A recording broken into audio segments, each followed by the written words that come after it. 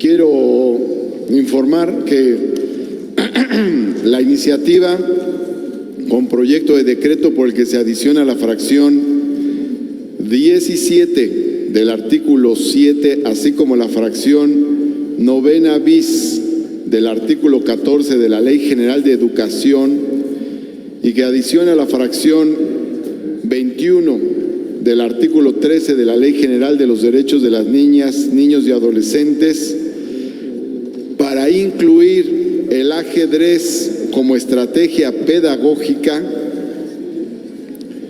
iniciativa presentada por el de la Voz. Se turna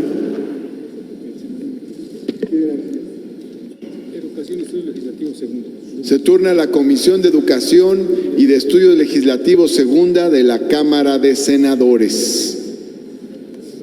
Simplemente como un gesto de cortesía, quiero agradecer la presencia del señor Ikingari Carranza, que es presidente de la Fundación Kasparov de Ajedrez para Iberoamérica, promotor e impulsor de esta iniciativa para incluir al ajedrez como estrategia pedagógica.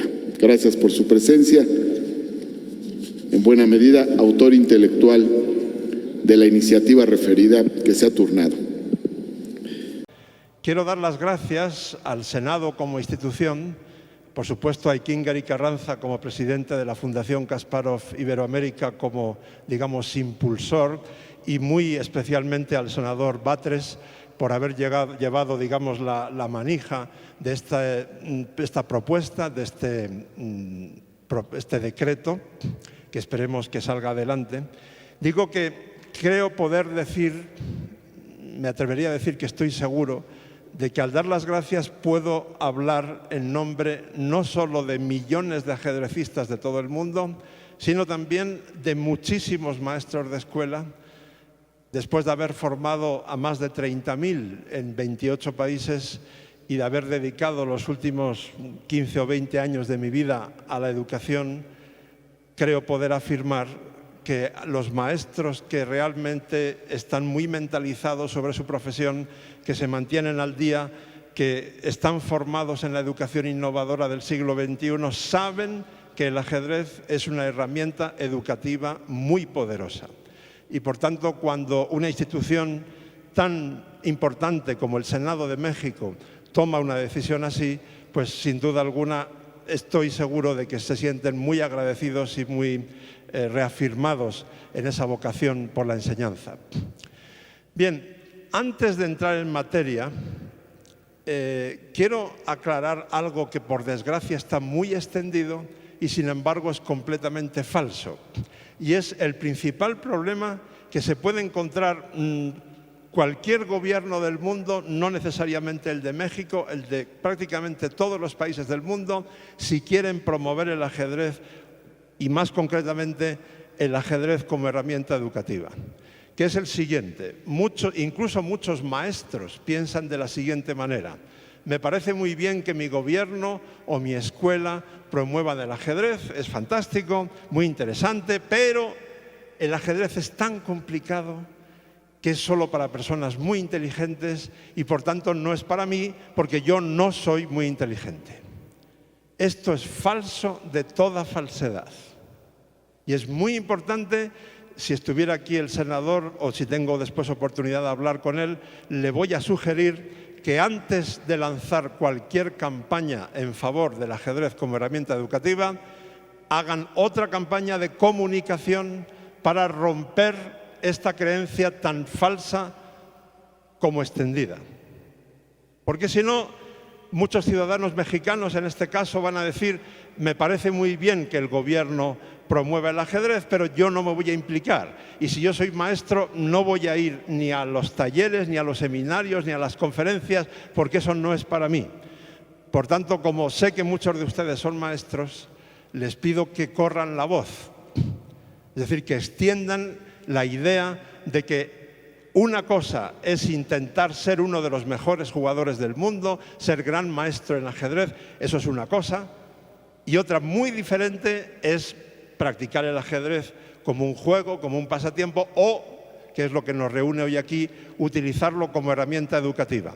Es como comparar a un corredor profesional de maratón con alguien a quien le gusta correr de vez en cuando. Los dos corren, sí. Los dos juegan al ajedrez, o practican o utilizan el ajedrez de algún modo, sí, pero unos han nacido con unos genes y luego se han entrenado de manera, yo diría que como animales durante muchos años para llevar su cuerpo o su mente al máximo rendimiento posible. Eso es dificilísimo, por supuesto, pero los otros están haciendo algo que puede hacer cualquier persona y concretamente cualquier maestro por el mero hecho de ser profesional de la enseñanza, lógicamente con una formación, pero esa formación, repito, está al alcance de cualquier maestro. Bien. Espero haber dejado este punto muy claro porque es importantísimo y por eso les pido su ayuda en que extiendan esta idea. Bien, hay que contestar para empezar a una pregunta básica. ¿Por qué ajedrez y no otras cosas? Ustedes, los que son maestros, saben muy bien, constantemente les están proponiendo que introduzcan en su trabajo, en el currículo o como herramientas educativas, una gran cantidad de cosas, muchas de ellas muy interesantes. Entonces, ¿por qué el ajedrez? ¿Qué tiene el ajedrez que no tengan otras? Bueno, creo que a lo largo de esta conferencia voy a desgranar argumentos muy poderosos con base científica o basados en experiencias internacionales, pero permítanme que empiece por algo muy básico, pero en mi opinión muy importante. Esto es el cartel de una película de 2006, Idiocracy, es decir, Idioticracia. El argumento consiste en que en un país cualquiera, no importa cuál, el ejército se dispone a efectuar un experimento de hibernación. Y van a hibernar a un individuo que se llama Joe, y es muy importante que ustedes recuerden que Joe es de inteligencia normal. A Joe lo hibernan y se despierta en el año 2505 y descubre con horror que él es mucho más inteligente que el resto de los habitantes del planeta Tierra. Mucho me temo, no sé si ustedes estarán de acuerdo conmigo, en que esta tendencia negativa a la idioticracia ya ha empezado hoy. Tengo la sensación de que la mayoría de la gente cada vez piensa menos. Por diferentes razones, no es el lugar ni el momento de profundizar mucho, pero en fin, puedo dar algunas. El mal uso de las redes sociales, la velocidad a la que vivimos en el siglo XXI, la ínfima calidad de algunos programas de televisión que incluso se emiten en horario infantil, y podríamos seguir añadiendo unos cuantos argumentos más. La gente cada vez piensa menos. Y mucho me temo, en este punto, como es un terreno resbaladizo y estamos nada menos que en el Senado de México, tampoco voy a profundizar, pero solo lo dejo caer. Mucho me temo que el hecho de que millones de personas estén eligiendo y en algunos casos reeligiendo como presidentes del gobierno democráticamente a determinados individuos que hace 10 años solamente nos parecería imposible que pudieran llegar a esos puestos, tiene bastante que ver con que mucha gente cada vez piensa menos. Y por tanto, necesitamos actividades que balanceen, que equilibren la balanza, que contrarresten o contrapesen esa tendencia negativa a la idioticracia. Y bueno, ¿qué mejor que un juego que consiste en pensar? Que es apasionante, que tiene más de 1500 años de historia documentada, a pesar de lo cual encaja perfectamente con el siglo XXI y que tiene enormes potencialidades educativas, como voy a desgranar ahora. Fíjense, pasamos por favor. No soy el único que piensa de esta manera. Sloterdijk es uno de los filósofos más prominentes, prestigiosos del mundo en este momento. Hace solo un par de meses, en una entrevista con mi periódico, con El País, dijo esto: la vida actual no invita a pensar. Y fíjense, hace poco estuve en Montevideo y encontré en una librería este libro de un autor prestigioso en el Uruguay, el Homus Idiotus, que redunda en esta idea que yo les acabo de explicar. Y ahora fíjense bien en esta pantalla, porque al hilo de lo que decía el senador Batres en sus palabras, sus sabias palabras diría yo, este es un resumen de más de un siglo de experiencias internacionales y estudios científicos que indican que el ajedrez desarrolla muchísimo la inteligencia de los alumnos con quienes se emplea como herramienta educativa, más que con los otros alumnos, en múltiples parámetros y, como bien decía el senador Batres, especialmente en la inteligencia emocional, que como ustedes, maestros, saben mejor que yo, hoy, en el siglo XXI, la inteligencia emocional se ha convertido en un ámbito esencial de la educación. Prácticamente todos los maestros necesitan estar al día, formarse en inteligencia emocional si quieren, digamos, responder con su calidad profesional a los tiempos que vivimos. Y además de eso, esos alumnos con quienes se emplea el ajedrez como herramienta educativa están mejorando su rendimiento, sobre todo en dos ámbitos, matemáticas y comprensión lectora, que según tengo entendido, corríjanme si me equivoco, ustedes en México tienen el mismo problema que tenemos en España y que tienen en casi todos los países de habla hispana. Según el famoso informe PISA, donde más problemas tienen nuestros niños es precisamente en matemáticas y en comprensión lectora. Por tanto, el ajedrez incide exactamente ahí. Ah, esta vez funcionó. ¿O fuiste tú? Ah, le diste tú. Ay, qué... Bueno, gracias. Fíjense en esto. Muchos de ustedes, casi todos, saben quién es Howard Gardner, uno de los psicólogos más prestigiosos del mundo. Ha recibido muchos premios por su teoría de que no tenemos una sola inteligencia. Empezó diciendo que 8, luego dijo que 9, alguno incluso ha añadido una décima. Bueno, supongamos que son estas 9. Podemos afirmar rotundamente, si alguien luego en el turno de preguntas quiere que profundice en alguno de estos puntos, por supuesto con mucho gusto, podemos afirmar con rotundidad que el ajedrez desarrolla al menos las 6 primeras y si se aplica un método que hacia el final de la conferencia voy a explicar, sobre todo con los niños más pequeños, en la etapa preescolar, también la musical y la corporal, es decir, 8 de las 9.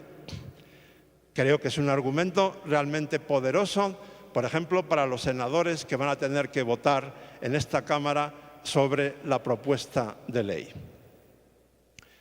Pasamos, por favor. Ay, y fíjense, esto es lo que un conferencista no debe hacer jamás, que es llenar la pantalla de letras. Y entonces, ¿por qué lo hago yo? Pues porque quiero producir en ustedes un cierto efecto. Esto sería el resumen de los objetivos que todo maestro español debe perseguir según la ley de educación vigente en España en este momento. Pero estoy convencido de que si intentamos hacer lo mismo con la ley vigente de educación en México ahora mismo, o en Islandia, en Sudáfrica, en Nueva Zelanda o en Marruecos, no creo que esta pantalla fuera muy distinta, porque ¿quién puede estar en contra de que entre los objetivos de una ley de educación esté promover la libertad y responsabilidad personal, el esfuerzo individual, la prevención de la violencia, la confianza en sí mismo, el sentido crítico, la iniciativa personal, la curiosidad, el interés cultural, la creatividad? Me paro aquí para decirles que todo lo que he dicho lo promueve el ajedrez. No todo lo que está en la pantalla, hay cosas que no, obviamente, pero casi todo. Digo yo que también es un argumento bastante poderoso. Pasamos, por favor. Y fíjense, esto, no sé si en México sería calificado igual, pero esto en España fue un milagro. Pero un milagro de llamar al Vaticano inmediatamente. O sea, en España que todos los partidos políticos se pongan de acuerdo en algo, en lo que sea, es un milagro. Y eso ocurrió el 11 de febrero de 2015. Aquellos de ustedes que sigan muy de cerca la política española tal vez echen en falta aquí a dos partidos que hoy son importantes, Podemos y Ciudadanos, que en ese momento todavía no tenían representación parlamentaria, pero me consta que también están de acuerdo. Es verdad que tenían argumentos poderosos a favor para convencerse, no solo desde el punto de vista científico, sino que el Parlamento Europeo, 3 años antes, con 415 eurodiputados a favor. Eso quiere decir que ahí había gente desde la extrema izquierda hasta la extrema derecha votando a favor del ajedrez como herramienta educativa. Eso, lógicamente, era un respaldo importante para los diputados españoles. Desde entonces, en España tenemos 17 regiones, que allí se llaman comunidades autónomas, y en España las competencias de educación están transferidas a las comunidades autónomas, salvo en las grandes líneas de la educación. Por tanto, esa decisión del Parlamento español no es vinculante y, sin embargo, ya en solo 4 años ya hay 10 de las 17 regiones cuyos parlamentos o gobiernos han tomado decisiones similares. Pasamos, por favor. Bueno, este es un ranking más o menos orientativo, no es una cosa precisa, para que ustedes tengan una idea de cómo está el ajedrez pedagógico en el mundo. Pero quiero aclarar rápidamente una cosa. Aunque arriba del todo ustedes ven a Armenia, Armenia no puede ser una referencia realista para casi todos los demás países del mundo. ¿Por qué? Porque en Armenia el ajedrez es más popular que el fútbol. Y por tanto, que en Armenia el ajedrez sea asignatura obligatoria, pues digamos que no sorprende. Pero eso no es un ejemplo que se pueda trasladar a cualquier otro país del mundo, pongamos a México, por ejemplo, de la noche a la mañana.